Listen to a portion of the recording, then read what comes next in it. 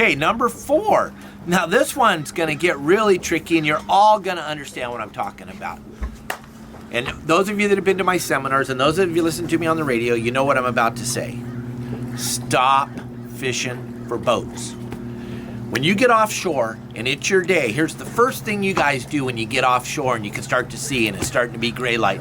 You start looking around for the sport boats. And you're up on the top of your boat and you're looking around. You're not even looking for fish. You're looking for sport boats.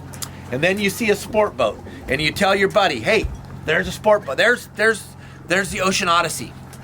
So off you go, you and your buddy. You're driving to the Ocean Odyssey. All you're doing is staring at the Ocean Odyssey. You're not even looking around. Both of you are staring at that boat because you're going, is he stopped? I think he stopped. I think he stopped. I think he stopped. We better get over there. So both of you are staring at him. No one's looking to the left.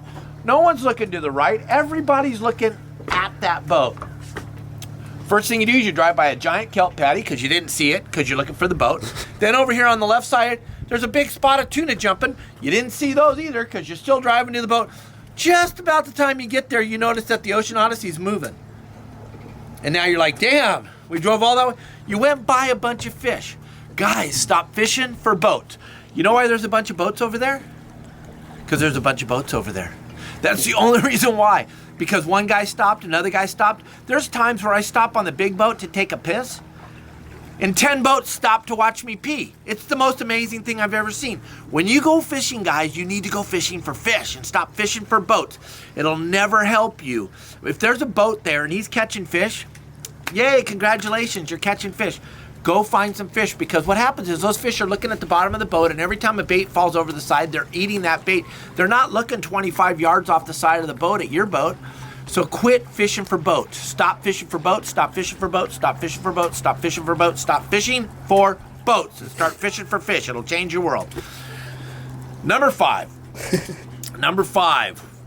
What happened? When did this happen? When did we start sneaking up on kelp patties? You don't have to sneak up on a kelp. You guys ever been on a sport boat? Sport boat, 65, 85, 95 feet long, made out of steel. Giant bathroom doors, slamming on bungee cords. Wham, wham. Guy on the PA, number 7, your cheeseburger's ready, number 7. Kids screaming, people puking, beer cans flying.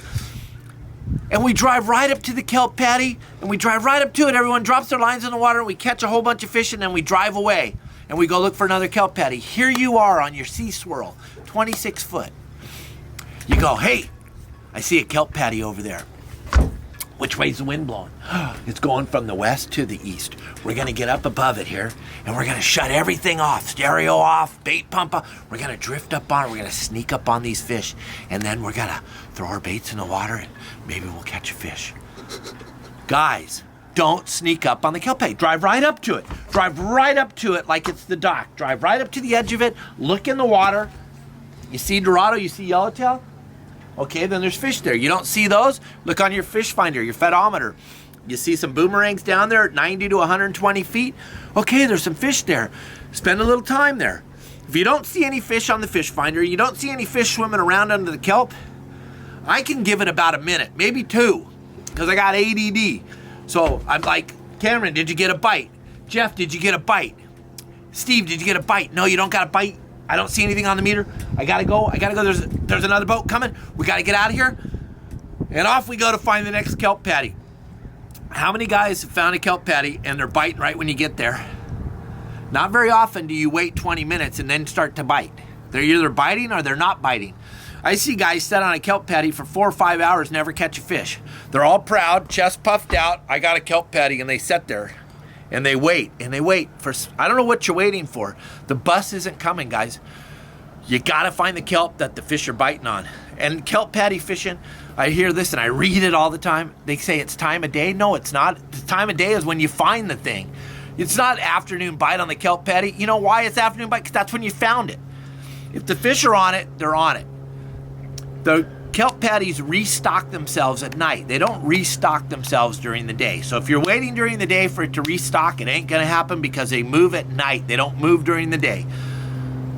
So those are the 5 things that I believe you need to know to catch more fish in Southern California by Captain Dave Hansen, your saltwater guide.